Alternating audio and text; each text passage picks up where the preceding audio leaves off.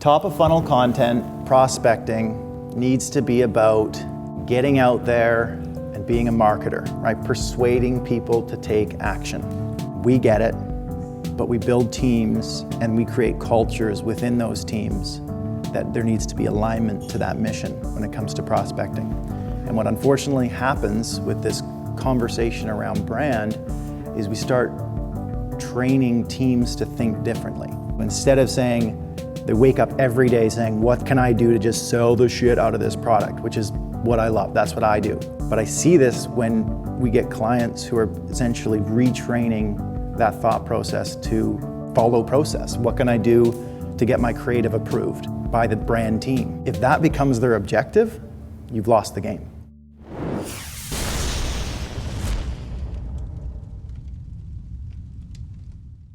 It's all killer, no filler. It is Cam again filling in for Eric, who is on vacation over the holiday break. And we have another treat for you. We've got a replay of episode 247. And this episode was actually recorded and filmed at the DTC C-Suite event in Victoria, British Columbia. In this episode, we're joined by Dave Steele, CEO of Pilothouse, and Nate, our head of socials, where they talk about the impacts of performance marketing in 2022. Data loss, rising cost, it's all covered. This was one of our absolute most popular episodes from the last year, and I think it's going to be extremely relevant for almost everyone that listens to this podcast, whether you're a brand owner, whether you're a creator, whether you're just thinking about how you're going to adjust your performance marketing strategy heading into 2023. There is a ton of value in this recording. Enjoy. Are you ready to grow your audience and revenue? Sendinblue is a multi-channel marketing platform that empowers businesses to create stronger customer relationships. Create personalized emails, captivating SMS campaigns, chat, custom landing pages, quick sign-up forms, automated workflows, and more instantly. Curious to learn more? Sign up today at sendinblue.com/DTC and enter promo code DTC to get 1 month free on a premium plan. Do it all with Sendinblue. So first off, we kind of just wanted to outline basically what we're seeing. We've got, like Dave said, access into 170 plus accounts, and so we're able to see with a high amount of spend what the changes are on platform this year versus last. Overall, there's a couple of things I want to outline right off the bat. One is that we're seeing around a 15% increase in CPMs if we look at just our top 4 geos, so US, Canada, UK, Australia. But the actual cost of sending a person to the site, so that cost per click has only increased by around 4%. And basically what that means is there's a bit of discrepancy there, and it's because we're also seeing around a 10.4% increase in click-through rate year over year. And while you might think that's probably a good thing, we've been trying to dive into it, and it's probably actually a bad thing that click-through rate has gone up by around 10%. Because there's really only a couple reasons that click-through rate goes up. One is by hitting a really high intent audience, so hitting people that are actually driven to your product and want to purchase. Those people are going to be more likely to click through and more likely to buy. But then the second way click-through rate goes up is by hitting a lower quality audience, so it's basically opposite ends of the spectrum. So if you run a traffic campaign, for example, you're going to see like 5% click-through rates versus your 1.5% on a conversion optimized campaign. And so what's likely happening due to data loss from iOS 14.5 is that there's traffic audiences infiltrating purchase audiences, and so click-through rate is going up. But overall, I'm assuming most people would agree that conversion rates have actually gone down from the traffic from Facebook this year. So I wanted to kind of unpack that. And then at the macro level, basically we've kind of broken it down into 4 pieces that are impacting increased CPAs on platform, decreased conversion rates. So the first piece is higher ad costs. So obviously CPMs are up 15% year over year, so that's direct hit. Like I said, only 4% increase in cost per click, but it varies quite a bit by brand. The second is reduced tracking. We're seeing anywhere from like 10 to 50% reduced tracking on platform. So some brands are hit a lot harder. Some brands, usually the ones with lower AOV, are hit a little bit less hard.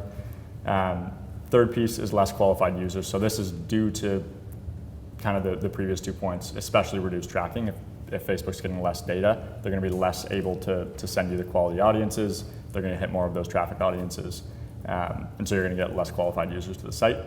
And then the fourth, and I think this one is just because of the nature of the past 2 years. We've obviously seen a huge e-com boom. There's been government spending, all that kind of stuff. So obviously there was a ton of purchase intent. Now there's been a little bit of a macro shift, recession fears, that kind of thing, which is just reducing overall purchase intent. And so those 4 things basically, we think, are the kind of the 4 buckets that you can put things in for increased CPAs and decreased conversion rates on site right now. Cool. Let's forward, John. We can cycle back with regards to the data on this. Winning trends. As always, at Pilothouse, we're a performance marketing agency, so we kind of came up in the game with scrappy, performance-orientated content, right? And to this day, it's still across most accounts, and there's always exceptions to every rule, but if we're going to talk generalizations, scrappy, performance-orientated creative is the one thing all of our teams, when we asked them, hey, what would if you had a room of people, what advice would you give them? This is it, right? Pattern interruption, curiosity provoking. You got to be, what I learned over these past 2 days is that there's a lot of different perspectives on brand, right? Branded content versus performance content, when to use it, at what size business you should use it. And I think everyone's right. I don't think there's a right or a wrong. But all you can ask yourself is, if you're running ads right now and your performance isn't as good as it needs to be, this is the lever, right? Just invest in this, invest in content, and don't take your ego out of it. That's probably one of the biggest things. Get the cell phone out. You don't have to overcomplicate it by hiring studios and production teams and go find the perfect creative agency for you. That's what's slowing you down, right? Find someone. I mean, this room's full of doers, right? We gotta just lean into that and find more people like that who are going to follow suit. Specifically, reaction style. I think Eric, you might have said reveals. The reaction and reveals right now is really, really hot. We've got some brands that it's just the absolute unlock. We've got a creative example there coming up. I feel like one thing on this like more scrappy content as well is that we've definitely seen a theme of like entertaining content doing really well. Just think of how much time people are spending on things like TikTok, scrolling through Reels, etc. And it's just for entertainment. And so if you can kind of match that and actually create an ad that doesn't stand out as an ad and is more so actually entertaining, so thinking about what your user is actually looking at when they're on those platforms, and then creating content that matches that. We've seen that do really well. We'll pick the opposite end of this in the losing trend, so let's move on. Click data optimization. Nate, you want to talk us through that? Yeah, so this is obviously, it has to do with actually testing your 7-day click or your 1-day click optimization on platform. But a little bit further than that, what I more mean by this is actually optimizing your campaigns to the data that you're getting through clicks rather than just view. I think a lot of brands that we talk to are still looking at just Facebook. And then if you actually dive into the numbers, it's like, 60% of their data is click and then the other 40% is view. And they're using that data to optimize every day on platform. And I think there's a lot of mistakes with that. So what we like to do is dive into specifically the click data that we're seeing in campaigns, test 7-day click, test 1-day click optimization on platform, use things like GA to look at your single session click data, and that's how we're optimizing our campaigns on the day-to-day. And then if you want to look at the macro and look at longer term trends, then you can look at your click and view data on platform. So really leaning into what you're actually getting through clicks rather than view attribution, because I think there's been a lot more of it over the past year. Okay, must be said, product and offer, right? You just can't replicate, or you can't replace a good product and a strong offer, right? The brands that are crushing and doing really well, they got good products, right? There's no sugarcoating that. We've got brands who have pretty saturated products, right? Oh, it's another sunscreen company, you know what I mean? And unless they're able and willing to deploy a lot of these creative performance marketing strategies we've talked about over the past couple of days, bundling, upsells, all these little 5%, 1%, 3% incremental gains, they're never going to get the economics to work on that. And especially with our costs up on Meta, it's just not going to happen. Interesting story, we got a brand who basically isn't willing to run performance creative, struggling, blaming Meta, they're hemorrhaging cash. Our advice, you probably should shut down your business, or for the next 3 months, we'll run for free, but we do it our way. right? We're gonna get in there. We're gonna make real performance creative. We're gonna bundle. We're gonna upsell. We're gonna do it all. And we may, in these 3 months, reinvent your business. And what's more important to you, having a business that didn't quite align to your vision of what you wanted your brand to be, or a business that's alive, right? What vertical are you in? Earlier I said sunscreen, and that's what I was thinking. Yeah. I think the key too there is focusing on the wrong thing at the wrong stage in the business as well. Like when you're a relatively early stage business, you just can't be focusing on making your brand look good in paid ads on Facebook. Really good point.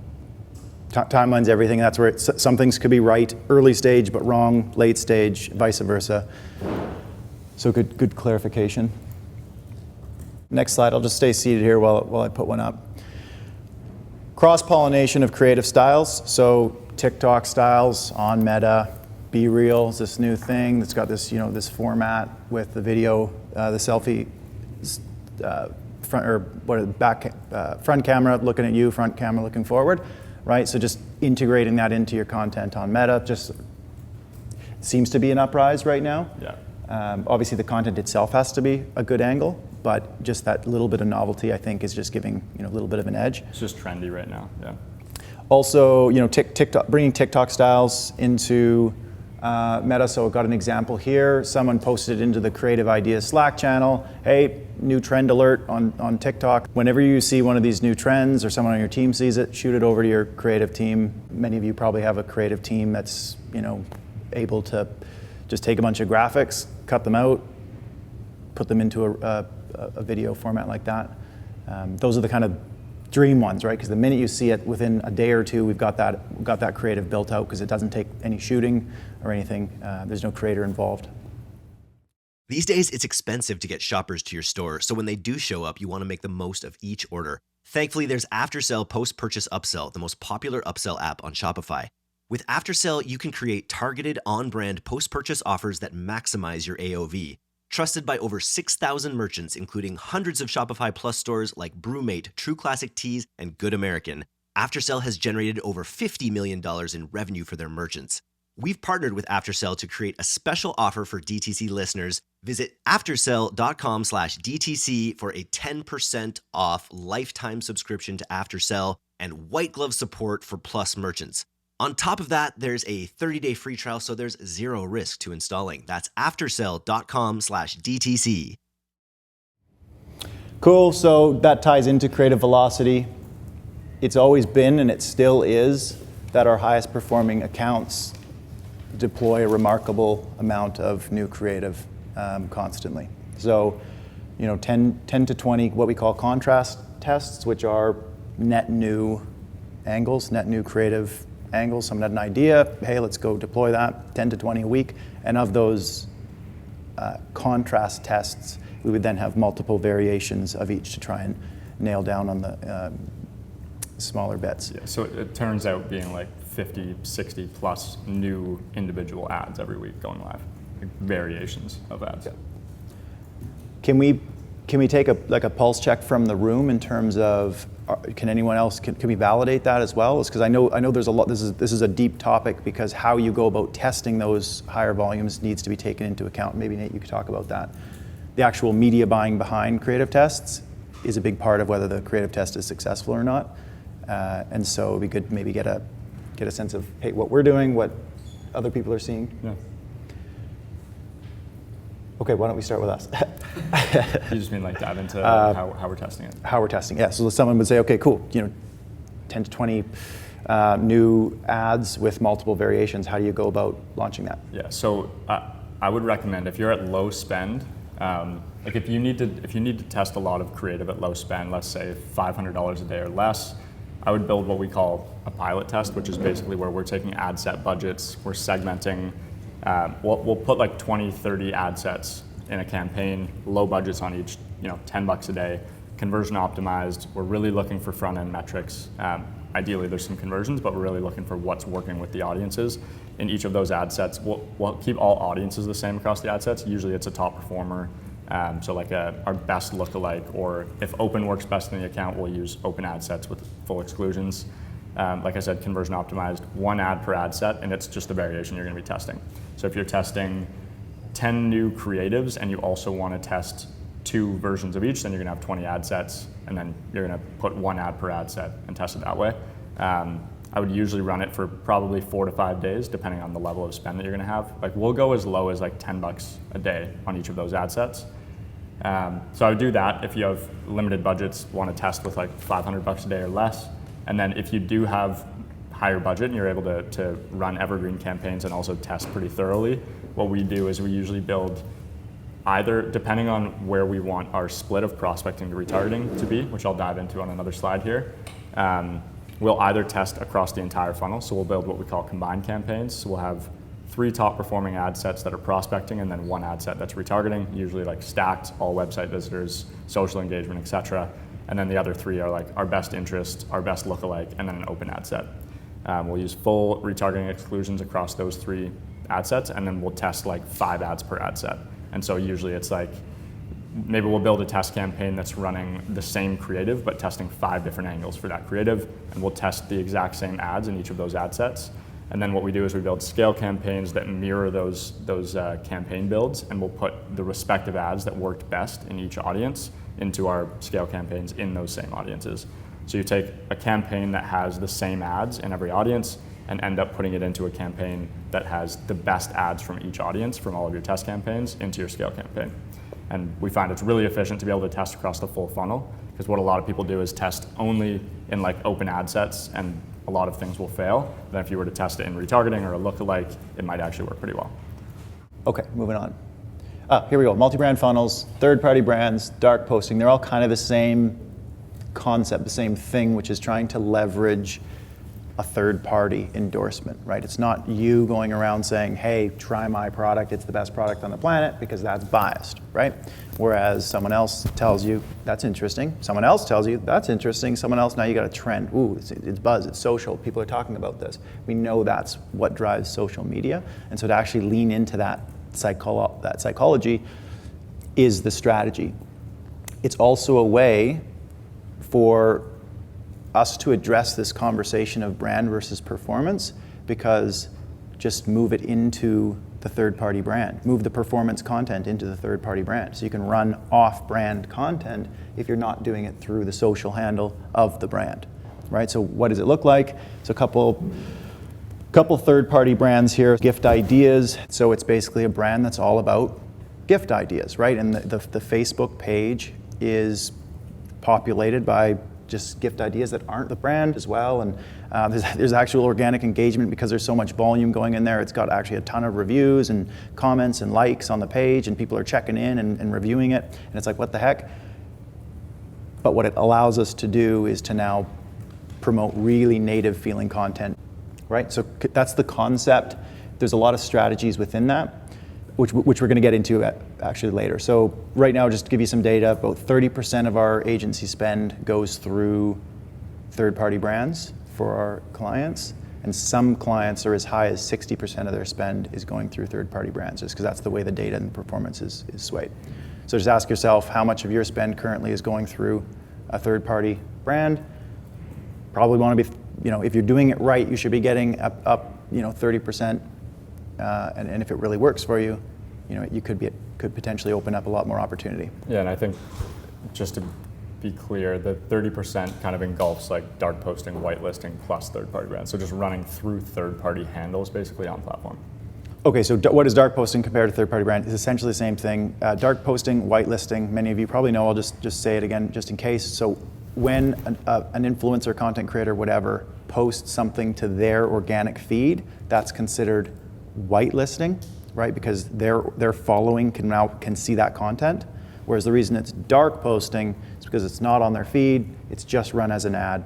Their following doesn't see it. So all you're doing is leveraging their profile and their likeness, so that if someone does click their profile, they can see, oh, this person's like me, or this is my aspiration to be like this person. Therefore, I take their opinion a little bit more seriously. Yeah. Okay, we're into losing trends. This is something I'm very passionate about.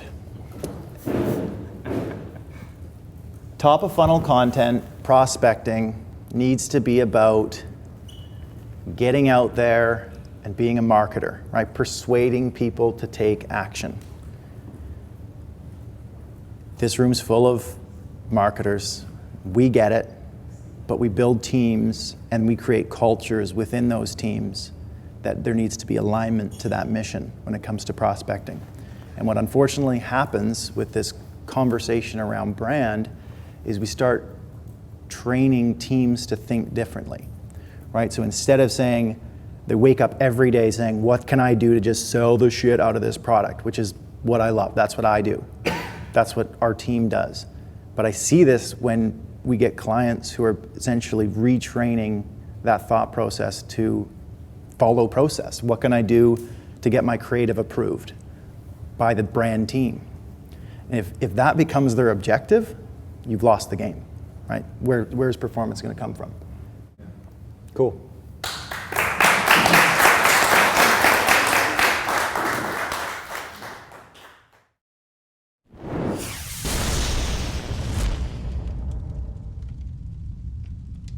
Thanks for listening to today's episode.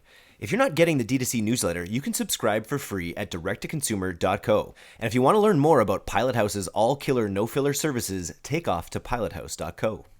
I'm Eric Dick, and this has been the D2C Podcast. We'll see you next time.